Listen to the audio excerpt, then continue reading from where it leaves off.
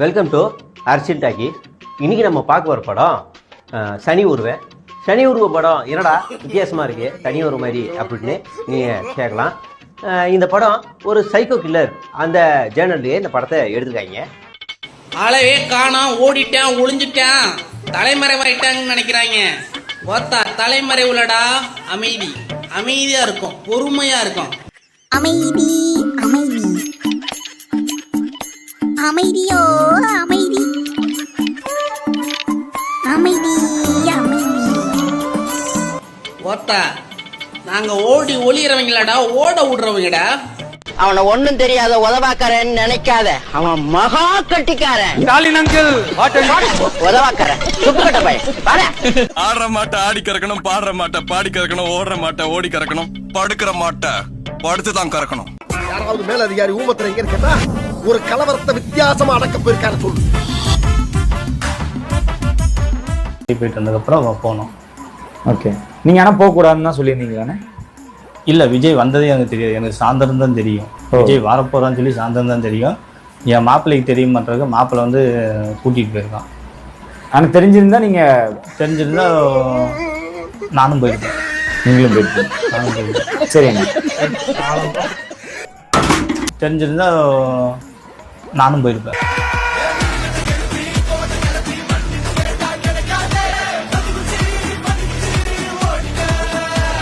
உங்க வீட்டுல உங்க குடும்பத்துல உங்க நட்பு வட்டாரத்துல டிவி தொண்டர்கள் தாவேகா உறுப்பினர்கள் வச்சிருந்தா உங்களுக்கான வீடியோ தான் இது. Chennai doctor Bharathi Visweswaran, Coimbatore doctor Pavithra Moni, Madurai doctor Ramasubramanian, Trichy doctor Sivaraman, Tirunelveli doctor C Panneerselvam, இவங்களாம் தமிழ்நாட்டு தலைச்சிறந்த மனோதத்துவ நிபுணர்கள், மனநல மருத்துவர்கள். இந்த கரூர் சம்பவத்துக்கு அப்புறம் உங்களுக்கு தெரிஞ்ச உங்க நண்பர்கள் இருக்க தாவேகா தொண்டர்கள் மனம் மாறி இருந்தாலும் கூட்டிட்டு போங்க. ஒரு சின்ன கவுன்சிலிங், கொஞ்சம் மருந்து மாத்திரை அவங்க கம்ப்ளீட்டா ரெக்கார்ட் பண்ணிடலாம். இவர் வீடியோ காலில் வரக்கூடிய தலைவர் அல்ல மாதேஷ், வீட்டிற்கே வரக்கூடிய தலைவர். தாவேகா நிர்வாகிகள் மூலமாக வீடியோ காலில் இறந்தவர்களின் குடும்பத்தினருடன் விஜய் பேசியதாக தகவல் வெளியாகியிருக்கிறது. அதனால நான் சொல்றேன், இவர் தான் 2026 சிஎம்மா வருவாரு.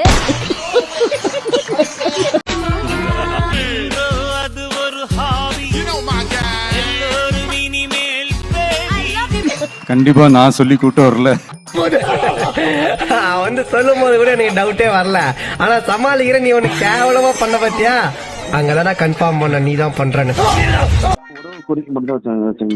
சொல்லுவேண்ணா. இந்த மாதிரி பாப்பா போட்டோ வச்சு ஒரு போட்டோ எடுக்கணும், அவ்வளவுதான். இன்னொன்னு இது போட்டோ வச்சு ஒரு போட்டோ எடுக்கணும், அவர் மடியில வச்சு. நினைவுகள் மனசுக்கு வலிய கொடுக்கும், அதை அடியோட மறக்கிறது மனசுக்கு நிம்மதியை கொடுக்கும். நீ இவ்வளவு தூரத்துக்கு தத்துவம் பேசணும்னு எனக்கு தெரியாம போச்சு. எதையும் தாங்கக்கூடிய இதயம் உங்ககிட்ட இருக்குடா. Okay okay. விஜயோட மடியில, அவர்களோட மடியில வச்சு நீங்க ஒரு புகைப்படம் எடுக்கணும்னு கேட்டுக்கிட்டீங்க. அது மட்டும் தான் கேட்டது, வேற எதுவும் கேட்கணும். Hey Ram, the days have changed man. நேர்ல வந்து பண்ணி தரேன்னு சொல்லியிருக்காருங்களா? வரும்போது பண்றேன், கண்டிப்பா ட்ரை பண்றேன் மேடம். இன்னி வரைக்கும் அதுக்காக தான் நான் ட்ரை பண்ணிக்கிட்டு இருக்கேன். ஏன் அப்படி பாக்குற? நேருக்கு நேரா பார்த்தா எப்படி இருப்பீங்கன்னு தான். நேருக்கு நேரா பார்த்தாலும் அப்படித்தான் இருப்பேன், காந்திக்கு நேரா பார்த்தாலும் அப்படித்தான் இருப்பேன். போய் அதை பக்கம். சில விஷயங்களை வந்து வெளிப்படையாக பேசும்போது நிறைய பசங்க என்ன பேசுறானே, நீங்க வந்து ஜான அடிச்சுக்கங்க, புஷி அடிச்சு, ரெண்டு பேருமே அயோக்கிய கட்சிக்குள்ள இருக்கு, அவங்க ரெண்டு பேரும் அயோக்கியம் தானே. ஆனா விஜய் அண்ணன் அப்படி நான் சொன்னேன், தம்பி எங்க சுத்தினாலும் கடைசியா ஒரு இடம் வந்து முடியும். இது எல்லாமே விஜய்க்கு தெரியாம நடக்குது அப்படின்னா அதற்கான அர்த்தம் என்னன்னா, விஜய்க்கு சுயறிவு இல்லையான ஒரு இடம் வரும். அதனாலதான் தம்பி நான் முதல்லயே விஜய்க்கு சுயறிவு இல்லைங்கிறத ஸ்டார்ட் பண்றேன்.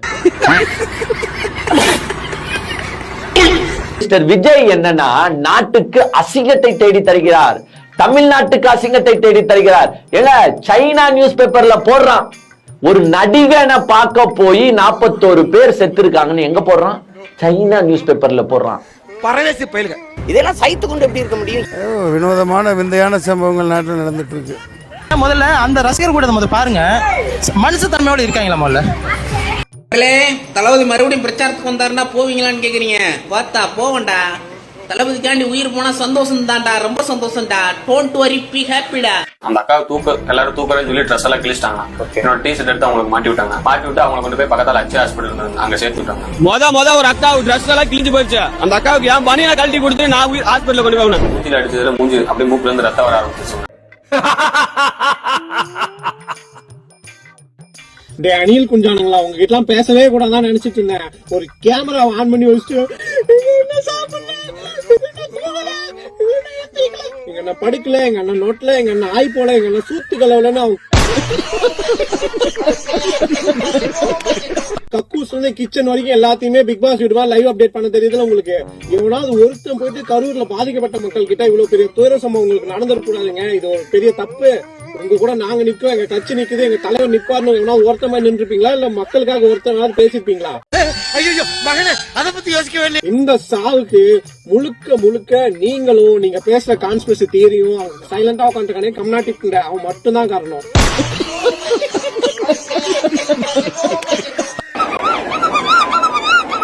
வைத்தியகார பைலட் அந்த நாடு மக்களும் மாட்டிட்டு படுற பாடு. ஏன் உங்க அண்ணனால வந்து ஒரு ட்வீட் போட முடியாதா? அந்த மாதிரி நாம வந்து எல்லாத்தையும் லீகலா சந்திப்போம் மக்களே, நீங்க வந்து யாரும் எதுவும் பேசாதீங்க அப்படின்னு சொல்லிட்டு ஒரு வார்த்தை பேசியிருந்தானா இங்க வந்து இந்த சாவு நடந்திருக்காது. இந்த சாவுக்கு மறுபடியும் உங்க அண்ணன் தான் காரணம். நீ கேட்ட ஒவ்வொரு கேள்வி என்ன செருப்பால் அடிச்ச மாதிரி இருக்குடா. ஏண்டா நம்ம முத்து தலைவர் மேல எவ்வளோட பாத்து வச்சிருந்தான், அவன் சாவுக்கே வரலடா, எவ்வளவு தலைவரடா.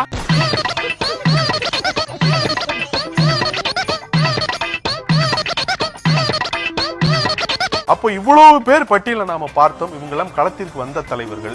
ஆனால் களத்திற்கு வராத ஒரே தலைவர், ஒரே கட்சி என்கிற ஒரு அவப்பெயர் போல அது அமைந்து விட்டது.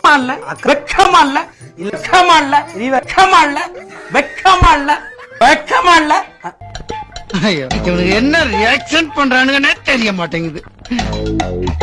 ஒருவேளை ஒருத்தனுக்கு தெரியாம ஒருத்தன் ஏதாவது பண்ணிட்டீங்களோ? அண்ணே வரீங்களா? நீங்க போங்க சார், நான் வரேன். டேய், நீங்க தலைக்கு டை அடிக்கிறீங்களே தவிர உள்ள என்ன இருக்குதுன்னே தெரிய மாட்டேங்குது. நீங்க எதை வேணா தடுக்கலாம், மக்களுடைய அன்பு இருக்குல்ல, நீங்க 1000 கைகள் சேர்ந்து கூட மக்களின் அன்பை தடுக்கவே முடியாது. நாய நாய நாய உன்னெல்லாம் செருப்ப கழட்டி அடிக்கணும்டா, செருப்ப கழட்டி அடிக்கணும்டா. நீ சிஎம் ஆகிறதுக்கும் நீ வாங்கி திங்கிறதுக்கும் உன் ஆணவத்தை காட்டுறதுக்கு இப்ப 40 பேர் உயிரை வாங்கி நின்று இருக்கிறா. போதுமாடா. நீங்க 1000 கைகள் சேர்ந்து கூட மக்களின் அன்பை தடுக்கவே முடியாது. வந்து மக்களை நேரில் சந்திக்கணும் அப்படிங்கிறதுக்காக ஒரு பர்மிஷன் லெட்டர் டிஜிபி அவர்களுக்கு நேற்று இமெயில் மூலமாக கொடுத்துருக்காங்க. இன்னைக்கு வந்து அதை நேர்லையும் கொடுப்பாங்க.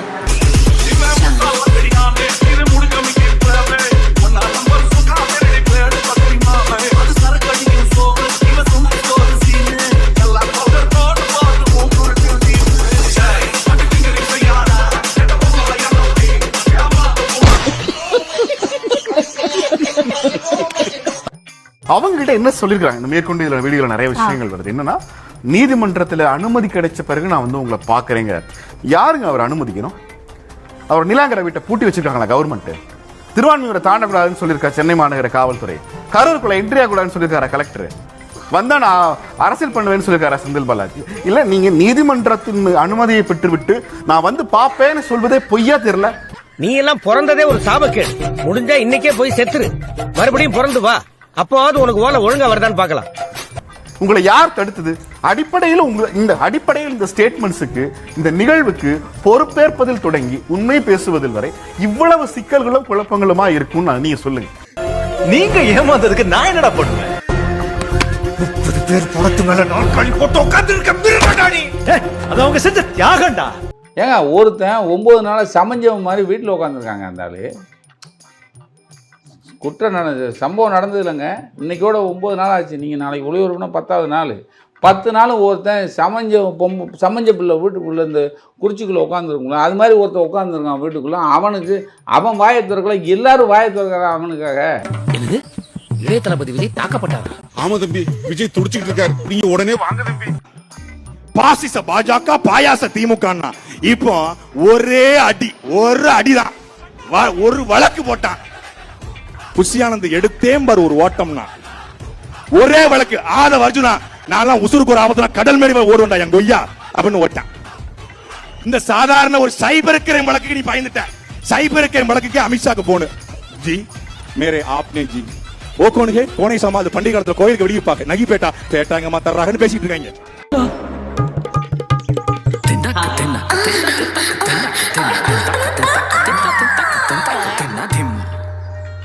டிவிக்கு பத்தி ஒரு வீடியோ ஒன்று போட்டேன்.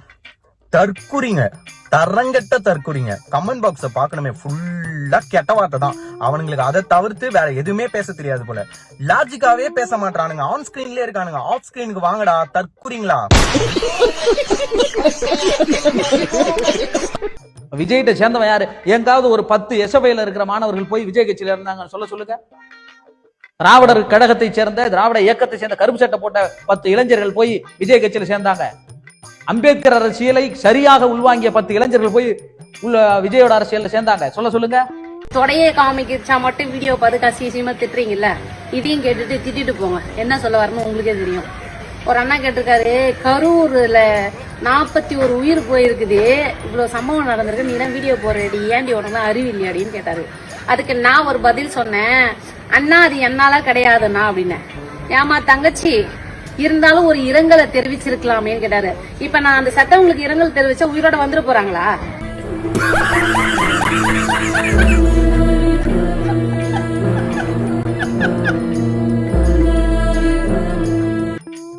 எந்த கூட்டம் விஜயோட அரசியல் சேர்ந்தது தெரியுமா? விஜய் பின்னால் போனது தெரியுமா? ஒரு மனு எழுதி தாசில்தார் ஆபீஸ்ல கொடுத்திருக்க மாட்டான். அதே போல பெண்கள் அரசியல் பத்தி பேசி இருந்தாலே இளம் பெண்கள் உட்பட எல்லாருக்கும் அது ஒரு பூமரங்கள்ங்கிற அளவுக்கு அவங்க விமர்சனம் பண்ணிருப்பாங்க, பார்த்திருப்பாங்க. அவ்வளவுதான். என்னடா நடக்கும் நடக்கட்டுமே, இருட்டினில் நீதி மறையட்டுமே, கண்ணாலே வெளிவரும் தயங்காதே, தலைவன் இருக்கிறான் மயங்காதே, தலைவன் இருக்கிறான் மயங்காதே. ரீல்ஸ் மோகம் இருந்திருக்கும்.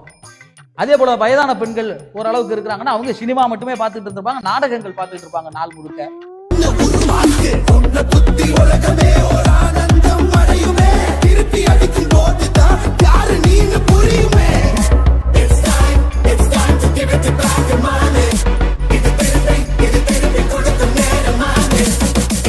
அரசியல்னா எனக்கு வேண்டான்னு ஒதுங்கி இருக்கிற ஒரு செட் ஆஃப் பீப்புள் இருப்பாங்க பாருங்க. அரசியல்னா என்னன்னு தெரியாத ஒரு கூட்டம் இருக்கும் பாருங்க. அதனாலதான் அந்த கூட்டம் சொல்றாங்க. ஆமா, அந்த கூட்டம் விஜய் பார்க்க போகும். மைதா மாவுல செஞ்ச மனுஷ குரங்கு, காட்டுல தப்பிச்ச கருங்குரங்கு, இது என்ன ஜாதி குரங்குன்னே தெரியல. இன்னும் உயிர் போயிடும்ன்றீங்க. உங்க அண்ணன் தமிழ்நாட்டுக்கு சிஎம் ஆனாருச்சுக்கோ, மொத்த தமிழ்நாட்டோட உயிர்மே போயிடும். మీరు యుద్ధం చెప్పండ్రా, మీరు చెప్పండ్రా. தப்பிச்சிருவியாடா நீ? தப்பிச்சிருவியா? என்கிட்டயாடா மோதிர நீ? உன் கதை முடிஞ்சதுடா. தப்பிக்க நினைச்சது எவ்வளவு தப்புன்னு ஃபீல் பண்ணிய சாக போறடா. రాడ్ల హాకీ స్టిక్కుల రాళ్ళ ఒట్టి చేతులు నేను దేనికే రెడీరా. வாங்க. டேய் நீ என்ன கோமாளி? இங்க வந்து ஏற போடுங்க சார். போங்க. டேய் இல்ல மறுபடியும் ஏற போடுங்க. நீங்க இருங்க. హలో ఇంకా మరియా నాను రౌడియా. నేను బావాలు కూడా రమ్మని చెప్పండిరా. మీరు రండిరా. ఎంత మంది వైసీపీ గుండా ఎమ్మెల్యే కొడుకులు వస్తారు? ఛాలెంజ్ ఇస్తున్నారు. కొడకలరా రండిరా అందరూ.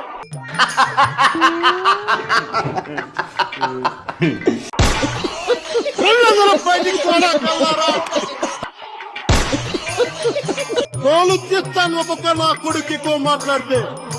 என்னை யாரும் எவனும் அடிக்க முடியாது. ஞாபகம் வச்சுக்க. நான் திருப்பி அடிச்சா தாங்க முடியாது.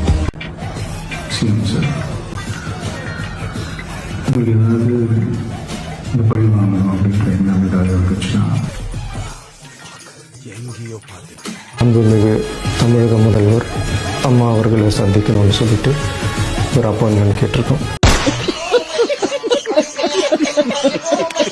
எடப்பாடி பழனிசாமி, அஇஅதிமுகவினுடைய பொதுச் செயலாளர் எடப்பாடி பழனிசாமி விஜயுடன் தொலைபேசியில அரை மணி நேரம் பேசியிருக்கிறார் என்ற தகவல், உறுதிப்படுத்தப்பட்ட தகவல் நமக்கு அஇஅதிமுக சார்பில் இருந்து உறுதிப்படுத்தப்பட்டிருக்காங்க. உள்ள நிர்வாகி ஒருவர் நமக்கு உறுதிப்படுத்தியிருக்கிறார்.